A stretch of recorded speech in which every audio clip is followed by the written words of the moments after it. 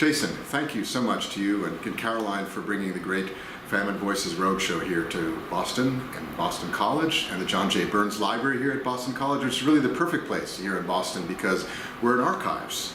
Rare books, manuscripts, archives here at John J. Burns Library, and we have great documentation about the famine era period. This is outside of Ireland. I like to tell people that here at the Burns Library we have some of the most comprehensive archives about Irish history, literature, culture, and of course here in Boston, the next parish over, as it were, so many immigrants came to our shore under such dire circumstances, either during the famine or the post-famine years. So capturing the interviews that you're doing here this evening from people who've heard these stories and their families is so meaningful for you, but for us here in Boston. So we're really pleased and that you're here with us this evening.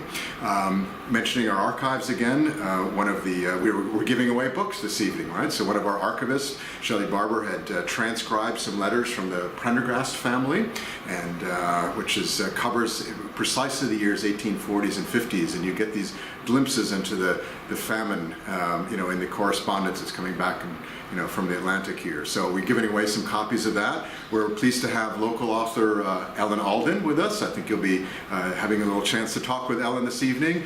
She also, through her family, donated some letters to us from the Civil War period of a soldier, Florence Burke, who came over again to Massachusetts as a result of the famine, and for a country that wasn't his, again, made this great sacrifice, to a country that adopted him during the, as an immigrant. So it's a very moving and meaningful story.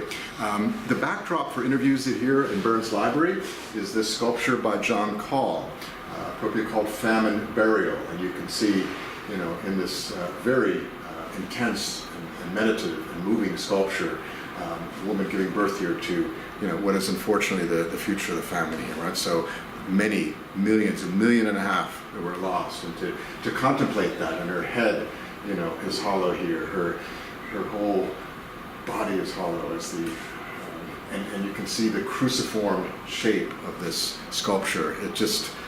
It's so powerful, and and we're sitting here actually in my office, so I meditate on this sculpture and to think about, the famine every day and what that means. And I'm an immigrant of a different European heritage, French on my father's side, Greek on my mother's, but it's a common story, this story around immigration, around the forces that propel immigration, including devastating circumstances like hunger. So we're very glad that the Roadshow is here with us in Boston College, so that the community here can share some stories with the Great Famine Voices Roadshow.